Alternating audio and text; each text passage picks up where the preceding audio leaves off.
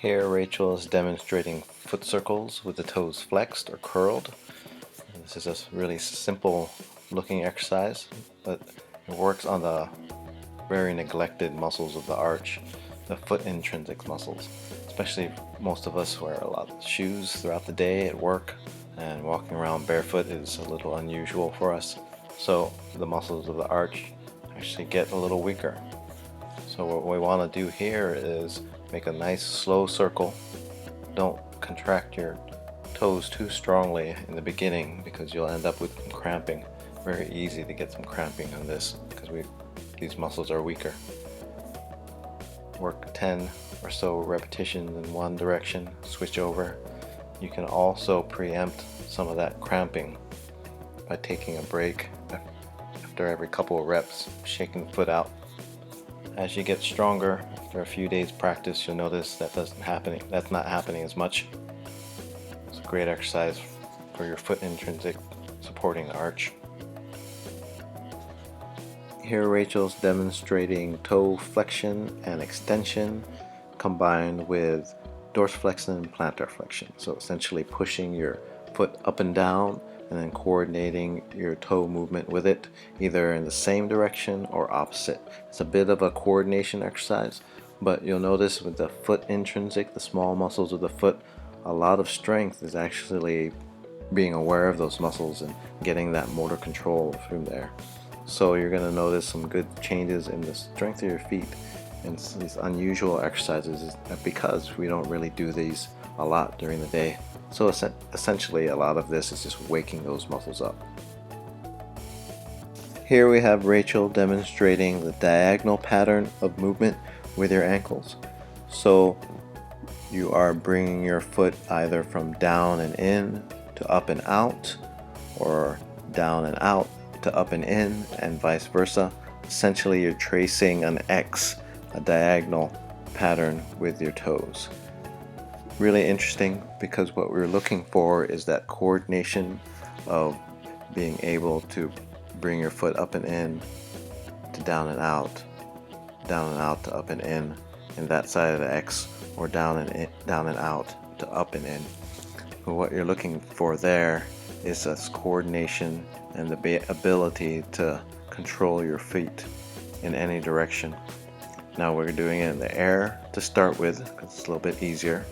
As you get better, you'll be able to do this while standing, while putting some weight on it.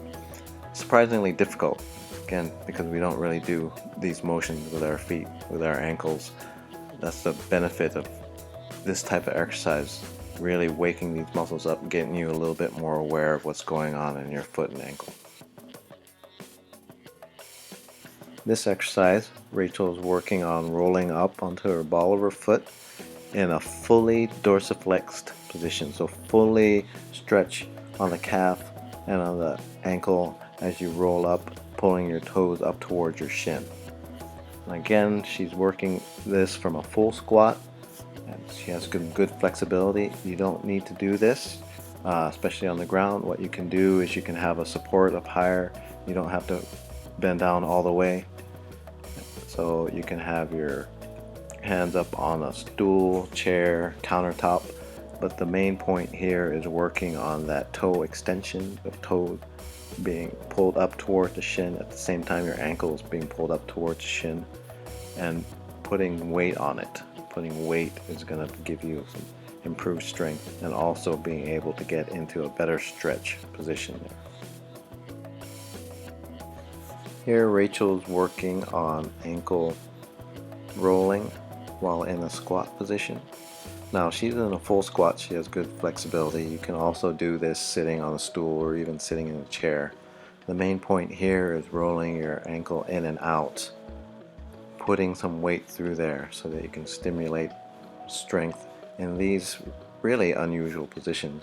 This type of work actually is self-protective of ankle sprains. The more you can get into and out of these unusual positions, the less likely you are to have some injuries.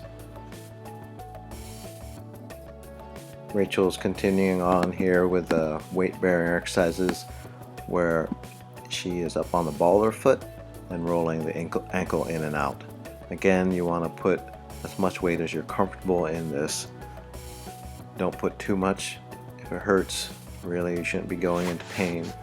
But as you get better, as you get stronger, you're going to be able to put more weight in this pretty precarious position. But again, what we're looking for here is going into unusual positions, gaining some strength and confidence in here, and it really is very helpful and self-protective. Here Rachel is working on ankle circles in weight bearing. So you're performing the ankle circles, and in this variation she's having her weight on her heel. So you're going to put as much weight as you're comfortable with on your heel as you roll your ankle in a circle in one direction and roll it in another.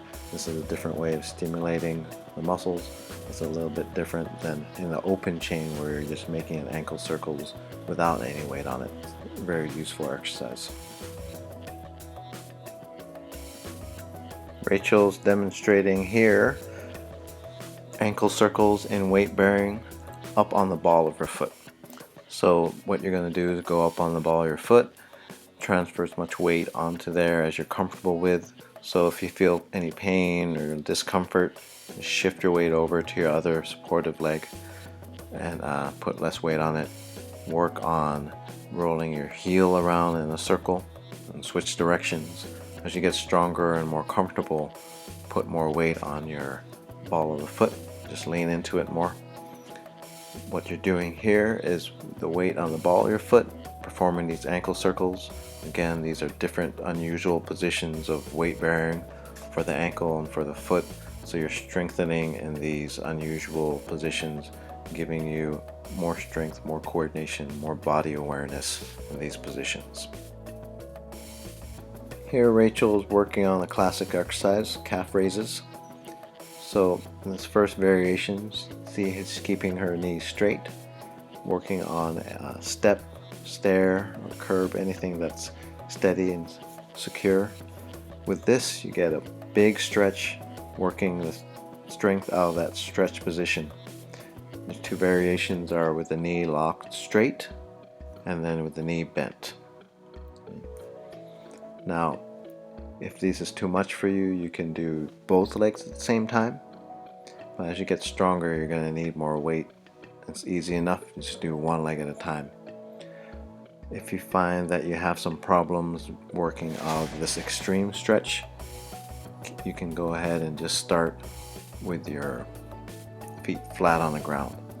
You're not going to get as big of a range of motion, you're not going to get into that stretch, but you're still going to get some good strengthening.